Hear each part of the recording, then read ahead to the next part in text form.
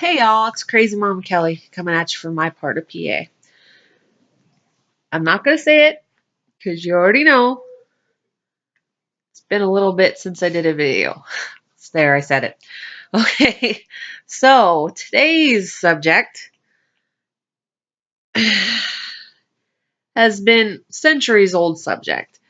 It's been around for centuries and probably will continue to do so. Every month you hear, or every couple years, every couple months you hear something about new vampires, vampires, vampires, vampires. And yes, you're going to ask me, are there vampires in PA? Well, there are legends of vampires in PA, and I'm going to give you one. First, a little research. I'm sure you know what a vampire is.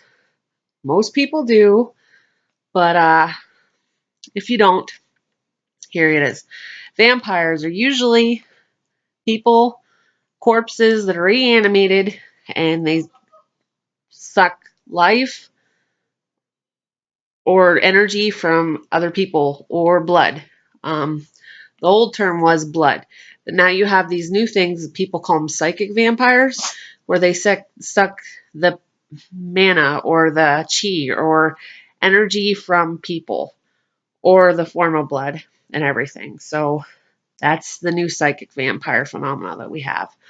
But vampires themselves dates back way to the 16th, 17th, 18th centuries.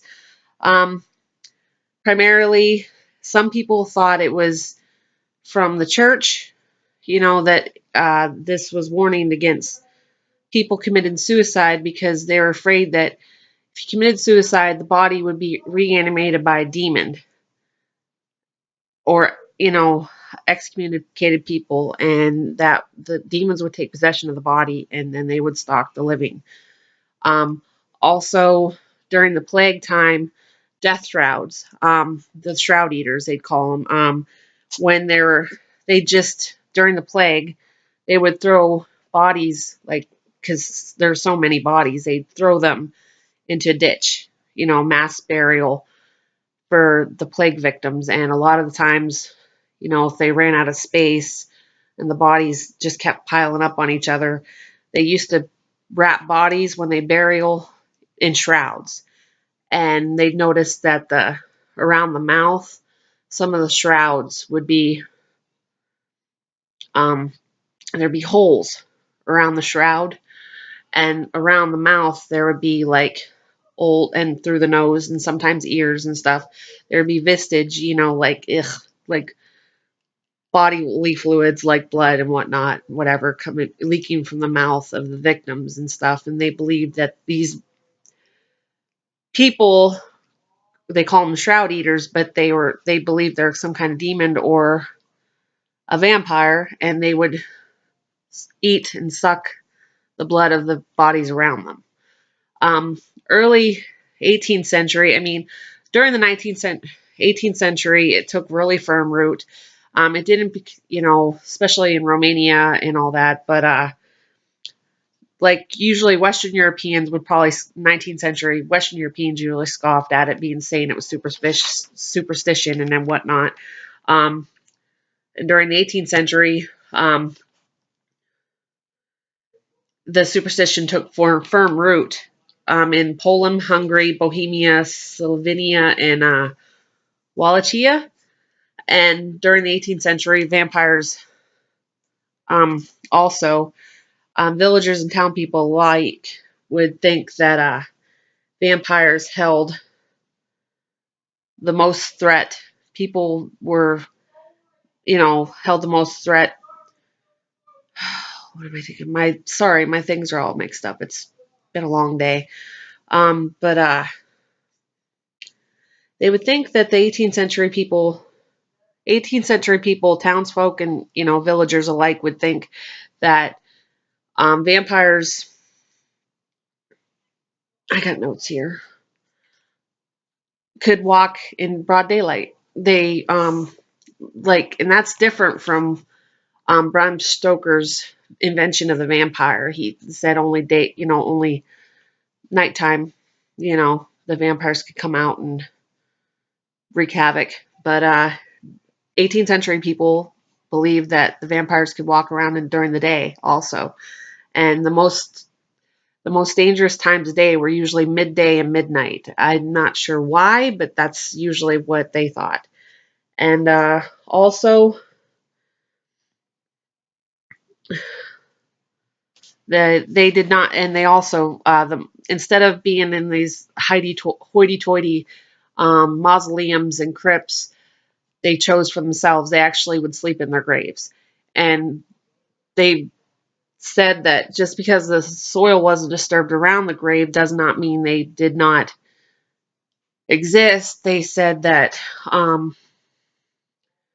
the graves were undisturbed, yeah, sure, but the vampires could materialize in the upper world here, just materialize at will whenever they wanted to come and feed.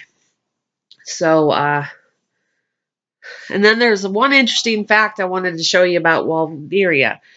Wallachia, I think. Wallachians believed that the way to discover a vampire was to sit a young virgin boy on a jet black horse and make them pass through the cemetery.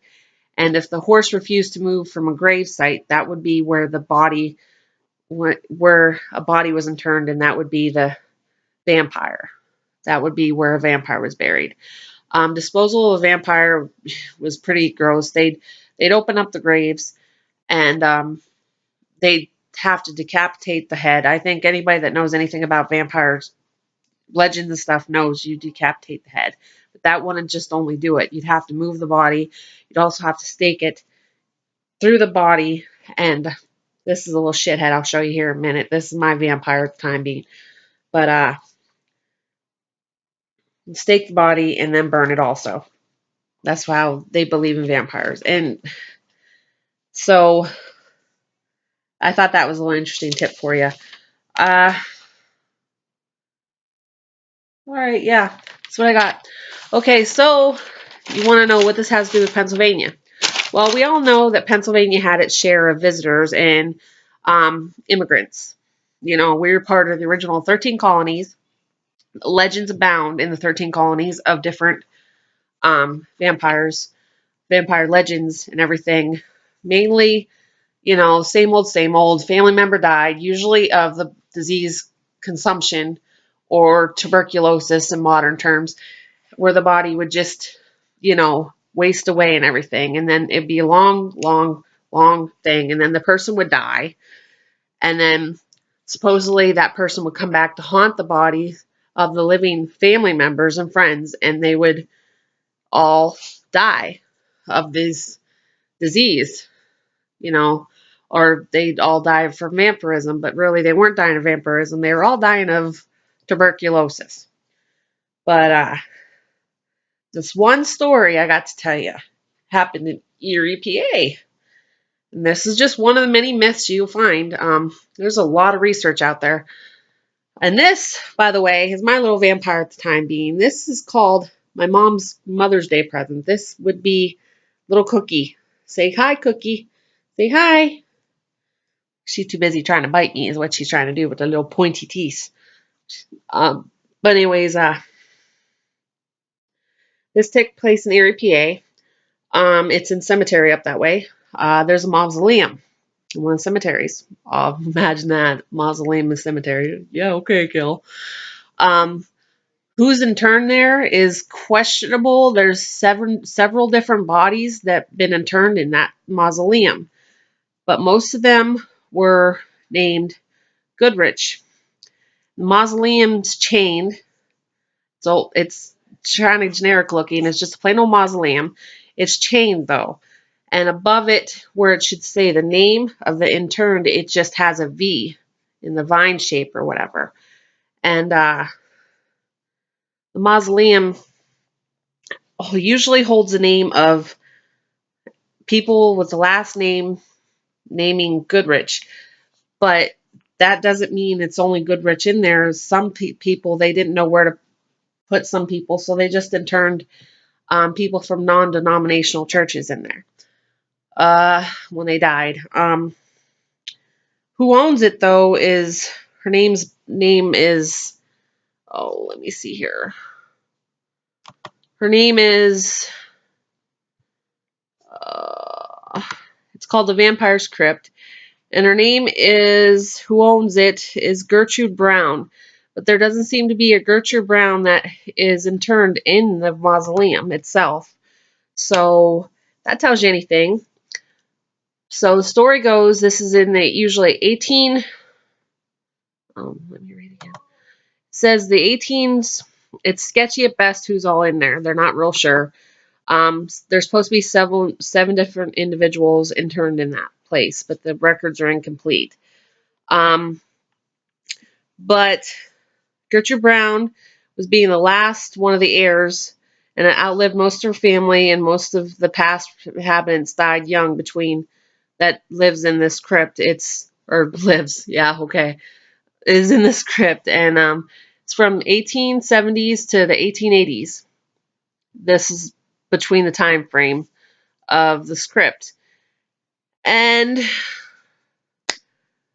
there, with some inkling of who his inhabitants have been, there are 2 that remain unnamed out of the 7, and there's no records of who's in there. But the legend says that surrounds the crypt says that does not identify the occupant in question, but states that within the vault lies the undead body of a true vampire. It is said the man had journeyed to Romania, and upon his return from Erie, died shortly after of consumption. Most people know that consumption was tuberculosis. So, kind of matches up,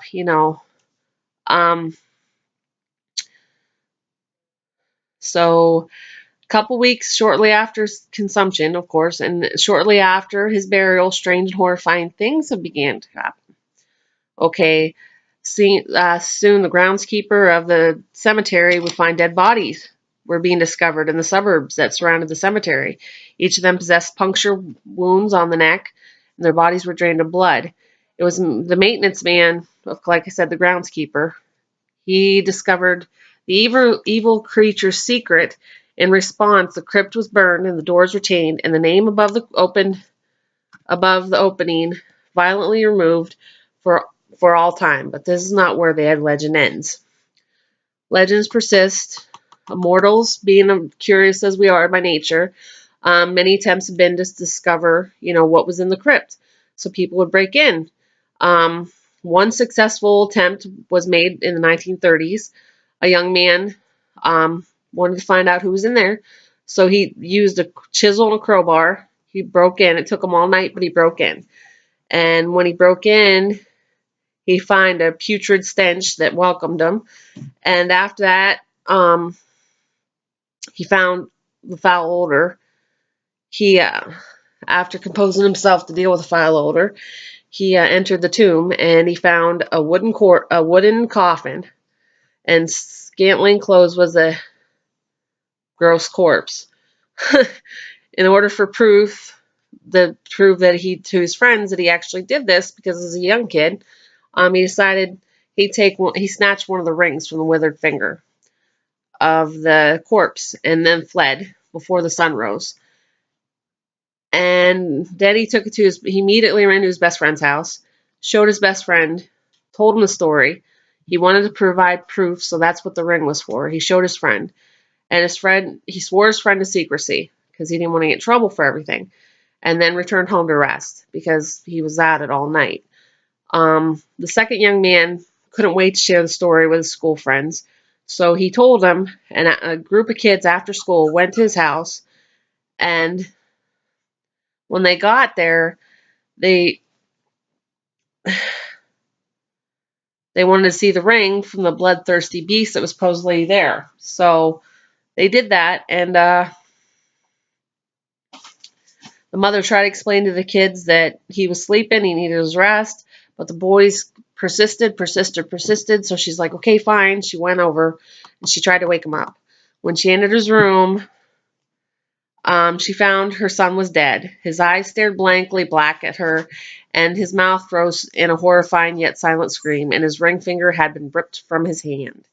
After the event had been investigated, the crypt was again sealed and chained, and was placed placed on the opening to ensure a chain was placed on the opening to ensure that the evil that lies within remained within. And then soon to follow, another attempt had been made, and then it was a group of party goers. They're partying outside the crypt because stories got around, and you know how kids are. Oh, let's have a party around the crypt, because kids like to get into mischief. That's just what they do, teenage kids. One young man decided he started mocking the legend and mocking the vault, you know what I mean? And he climbed above the marble vault in defiance of the creature that resided within. And what happened was he wasn't real sure because his friends were too busy partying and whatever, but they did hear a scream. And then he fell from the vault. And he was admitted to the hospital, of course, and everything. And later that evening, when the boy finally woke up, he immediately began to scream, alerting the nearby nurses that something that was terribly wrong. And before the nurse could reach him to his nearby room, the boy had climbed out on the window ledge, and he leaped to his own death to the pavement below, leaving both the hospital staff and his friends baffled over what had been so horrible that he would jump from windows to escape. And there are still several tales that arise concerning the vampire's crypt. Is an icon worthy of visiting if you find yourself in the area. This article was written by author Lynn Gibson. She has a Facebook page you guys can check out. But yeah, this is in Erie. So I guess it's Erie. So there you go. That is your crazy tale of Pennsylvania. So yes, does Pennsylvania have vampires like the legendary Transylvania? You decide. And just remember to take your garlic and your steaks and your out with you if you're out late one night just walking around. All right. Peace. Blessed be. Take care. Have a great day. Have a great week. Do whatever you got to do. I'm going to wait. Maybe get a quick cat nap before I have to go into work. All right. Peace. Bye-bye.